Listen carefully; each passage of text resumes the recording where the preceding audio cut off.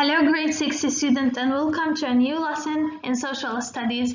Today we're going to continue discussing about ancient Egyptian civilization in lesson 2, the Old Kingdom. So now let's discuss the vocabulary words for this lesson. Diplomacy is the relations between countries, and papyrus is paper-like materials that ancient Egyptians used to write on it. Nation-state, a region with united people and a single government. Dynasty is series of rulers from the same family. Chief advisor is vizier, and hieroglyph is picture symbol. The Egyptian history is divided into three main periods: the Old Kingdom, the Middle Kingdom, and the New Kingdom. Today we're going to discuss only the Old Kingdom. So between 3500 BC and 3100 BC, Upper Egypt grew in wealth and power. The kingdom traded goods and conducted diplomacy with Lower Egypt. However, the Upper Egyptians wanted to control all Egypt. So about 3100 BC, King Narmer of Upper Egypt, who some experts believe was the legendary King Menes, had conquered Lower Egypt. He united the two lands and built the city of Memphis as the new capital. Egyptians' union established the world's first nation, a region with a united people and a single government. King Narmer's rule marks Egypt's first dynasty. A dynasty is a series of rulers from the same family, and about 31 dynasties ruled Egypt over more than 3,000 years. Historians divide Egypt's dynasties into three periods: the Old Kingdom, the Middle Kingdom, and the New Kingdom.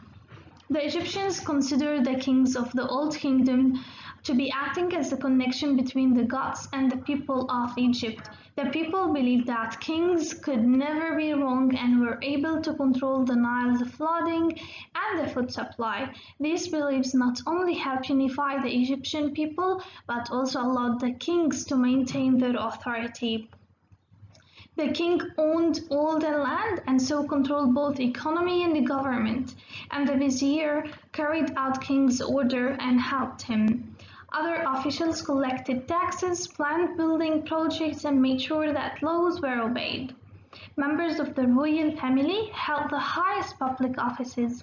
Beginning in Dynasty 5, many people helped in the king rule by acting as nomarchs or governors who ruled administrative areas called nomes, and ancient Egypt was divided into 42 nomes.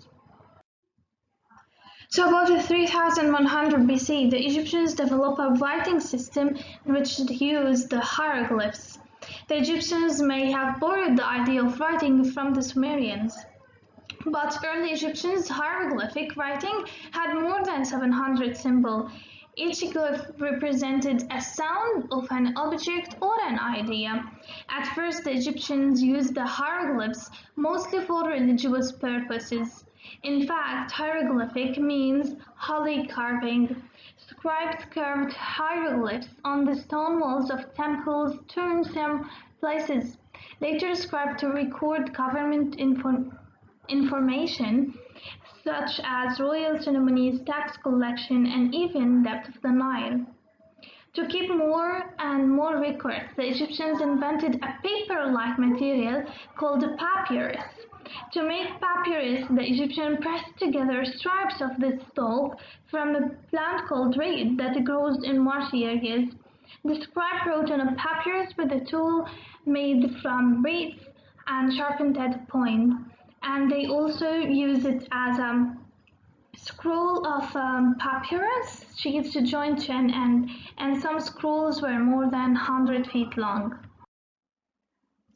So the archaeologists weren't able to translate the hieroglyphs, but by discovering the Rosetta Stone, they were able to understand and translate the hieroglyphs.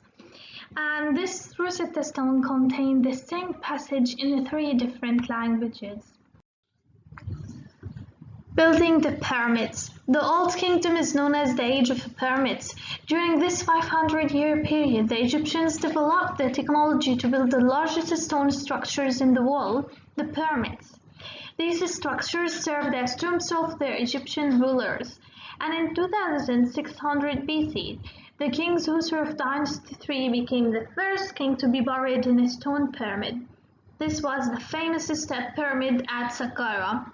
No one knows exactly why Egyptian kings began building pyramids, but this structure symbolizes many ideas. The best known of Egypt's pyramids is the Great Pyramid at Giza. It was built for King Khufu of Dynasty 4 and completed about 2566 BC. Originally, it's 480 feet high and it's made up of more than 2.3 million stone blocks. Each block averaged about 2.5 tons.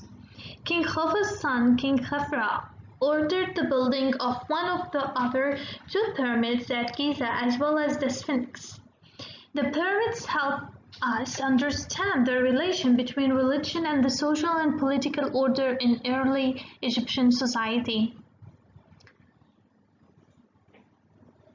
The kings were able to use huge amounts of Egypt's resources and the whole society to build the pyramids. Farmers may have worked on the pyramids during the periods of Nile flooding. It is likely that female workers were responsible for feeding and clothing the pyramid builders. So now we're going to discuss how did the ancient Egyptians do the mummification process, or how did they preserve the dead body. One of the ancient Egyptians' strongest religious beliefs was that there was an afterlife. Believing that the dead would need their bodies in the afterlife, the Egyptians developed ways to preserve bodies. And by 2500 BC, Egyptian priests had invented new techniques for making a mummy. They began by removing all the body organs except the heart. They placed these organs in special jars. The heart remained in the body because the Egyptians believed that the heart was the home of the soul. The body was then dried using a salt called natron, and the body was wrapped in linen bandages. Then the royal mummies were placed in their tombs. Everything a royal person might need in the afterlife, such as clothing, jewelry, furniture, and even games, was placed in that tomb. Later, during the time of a new kingdom, priests placed a collection of writings known as the Book of the Dead in the tombs. It was not until after the discovery of the Rosetta Stone that a scholar could read hieroglyphs and read Egyptian writings such as the Book of the Dead.